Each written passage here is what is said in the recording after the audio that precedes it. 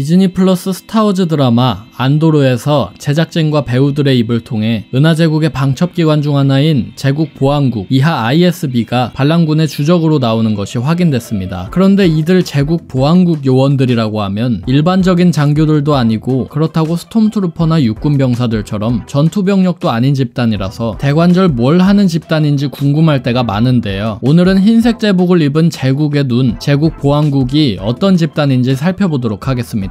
후일 설정이 추가된 것이긴 하지만 ISB는 월프 율라렌 대령을 통해 영화 스타워즈 새로운 희망에서 스크린에 데뷔한 집단입니다. 새로운 희망 이후로는 영화 로그원 스타워즈 스토리에서 ISB 산하의 제국 특수무기 연구부장인 오슨 크레닉이 ISB 특유의 흰 제복을 입고 나오며 존재감을 드러내기도 했고, 게임 배틀프론트2에는 ISB 출신 제독인 게릭 버시오가, 스타워즈 드라마 만달로리안에는 제국 잔당을 이끄는 전직 ISB 출신 모프 기디온이, 애니메이션 스타워즈 반란군에서는 ISB의 칼러스 요원이 등장하는 등 굵직한 스타워즈 작품들에는 ISB 출신의 캐릭터들이 많습니다. 제국 보안실이나 제국 비밀경찰국으로도 불리는 ISB는 은하제국의 법 집행기관이자 방첩기관입니다. ISB는 은하제국의 이념과 질서를 지킨다는 목적으로 설립되었으며 신질서 유지위원회 산하의 비밀기관인 선별위원회의 관리를 받았습니다. 자매 조직으로는 비슷한 일을 하는 제국정보국이 존재하나 제국정보국은 군 소속인 반면 ISB는 군 소속이 아니었으며 규모도 정보국에 비해서 배로 컸습니다. 제국의 육군과 해군이 반군연맹이라는 주적을 만나기 전까지 제국에 대항하는 세력의 처리는 모두 ISB가 했기 때문에 ISB는 단순한 정보국이라고 하기에는 그 규모도 영향력도 권력도 상상을 초월할 정도로 거대했습니다. ISB의 본부인 ISB 중앙청은 제국 수도성인 코러산트에서 행정기관들이 모여있는 연방구에 자리하고 있습니다. ISB에는 독자적인 최고사령부가 존재하며 국장과 부국장이 지휘하지만 예외적으로 월프 율라렌 대령은 국장급 지위를 인정받아 ISB를 지휘했습니다. ISB의 인력은 제국 사관학교에서 차출되는 방식이었는데, 이렇게 선발된 교육생들은 코러산트 베리티구에 위치한 ISB 사관학교 사무실 단지에서 훈련을 받았습니다. ISB는 군 소속이 아니지만 군대의 계급 체계를 사용하며 상황에 따라서 군 계급 상관없이 스톰트루퍼를 포함해 군대 자원들을 동원하여 민간 혹은 군 계급 체계를 무시하고 작전을 수행할 수 있었습니다. 또한 이들은 제국 시설 내에 요원들을 배치시켜 군 내부에 반동분자는 없는지 감시했기에 군의 두려움을 사기도 했습니다. 스타디스트로이어 같은 함선들도 예외는 아니었습니다. 모든 제국군의 스타디스트로이어에는 ISB 내사과 요원들이 한 명씩 배치되어 있었기에 ISB의 눈을 피해서 무언가를 하기란 불가능에 가까웠습니다. 실제로 ISB 요원은 군 소속이 아닐 뿐더러 그들이 가진 권한은 군 계급과는 일체 상관없기 때문에 최근자 스타워즈 코믹스에는 ISB의 소령을 두 번째 데스스타 중공 최고 책임자인 티안 제제로드 모프가 상대하게 껄끄러워하기도 했습니다. ISB 산하에는 현재까지 총 7개의 주요 부서와 1개의 특수부서가 있는 것으로 알려졌는데요. ISB의 작전에 필요한 현장 요원들을 지원하는 집행과, 제국 내부에 있는 반동분자를 색출하는 내사과, 용의자를 신문하거나 고문하여 정보를 수집하는 신문과, 반군활동 진압을 위해 수집된 정보를 활용하거나 조사하는 조사과, 체포된 범죄자들을 세뇌하여 제국에 충성하도록 재교육하는 재교육과, 이름 그대로 특수작전을 실행하는 특수작전과, 그리고 마지막으로 암호 해독 및 데이터 분석을 통해 제국에 대한 잠재적 위협을 선별하는 감식과가 있습니다. 요원들은 어느 한 부서에 국한된 것이 아니라 여러 부서의 임무를 중복해서 수행하기도 했는데, 일례로 칼러스 요원은 내사과와 조사과 업무를 모두 수행했습니다. 7개의 부서 외에도 ISB와 제국정보국에 소속된 특수부서가 있으니 여기가 바로 오슨 크레닉 국장이 속한 제국 특수무기 연구부입니다. 좀비 사태를 야기한 블랙윙 프로젝트나 데스스타 프로젝트가 모두 제국 특수무기 연구부에서 진행되었으며, 이 기관에서 개발한 무기는 정보국으로 넘어가며 ISB는 기관이 다루는 기밀을 보호하는 일을 맡았습니다. 클론전쟁 종전 직후 ISB는 분리파 전함들을 분해하고 그들의 프로파간다를 제거하는 임무에 주로 동원되었습니다. 문제가 되는 선전 화가들을 소리 소문 없이 제거하는 것이 그들의 초기 임무 중 하나였죠. 은하 내전기에 접어들어 ISB 요원들은 떠오르는 반군 세력들에 대항하는 정보전 및 실제 현장 교전 지휘관으로 투입됩니다. 반군에 대한 기밀 정보를 토대로 그들을 유인하거나 도발하여 도발해 제국 군부의 자원들을 이용해서 소탕하는 것이었죠. ISB 요원들은 이 때문에 흰색 장교복을 입는 경우도 많았지만 현장직 요원들은 장교복 위에 방어구나 전투 헬멧을 추가로 착용하여 부상을 방지하기도 했습니다. ISB 요원들은 야빈 전투를 전후로 제국의 심장부에서는 반군 동조 의원들이나 세력들을 추적하는 임무를, 외곽에서는 반군 기지를 찾는 임무를 수행했습니다. 한편 앞서 말했던 오슨 크레닉 국장의 특수무기 개발부서는 데스스타와 같은 병기들을 제작하는 임무를 수행하기도 했죠. 제국이 엔도 전투 이후로 힘을 잃자 게릭 버시오 제독 같은 ISB 출신 장교들은 황제사후 비상사태 작전인 신더 작전을 개시하는 등 군사작전을 지휘했으며, 드라마 만달로리안 시리즈에 등장한 것처럼 모프 기디온 같은 인물들은 수수께끼의 상관의 지원에 힘입어 모종의 생체 실험 임무를 수행하기도 했습니다. 모락 행성 등에는 전직 ISB 요원들이 설립한 제국 잔당의 기지가 들어서기도 했죠. 신공화국과 반군의 눈을 피해 ISB 정보망에만 있는 기지에 숨어든 것이었습니다. 드라마 안도르에서는 데드라 미로라는 ISB 감독관을 비롯해 다양한 ISB 관련 인물들이 등장하며, 카시안 안도르를 추적하는 코러산트 기업경찰관 시릴 칸은 커리어를 쌓아서 ISB에 입성하고파 하는 인물로 등장하는 등 제국 군부보다는 ISB의 비중이 커지면서 첩보 스릴러에 걸맞는 악역의 등장을 암시했습니다. 이번 드라마에서 ISB가 얼마나 큰 존재감을 보여줄지, 혹여 크레닉이나 율라렌, 칼러스 같은 깜짝 카메오들은 등장하지 않을런지 기대해봅니다. 디즈니 플러스 스타워즈 드라마 안도르는 북미 기준으로 오는 9월 21일 방영을 시작합니다. 오늘의 영상은 여기까지입니다. 채널 구독과 후원, 영상 좋아요는 제게 큰 힘이 됩니다.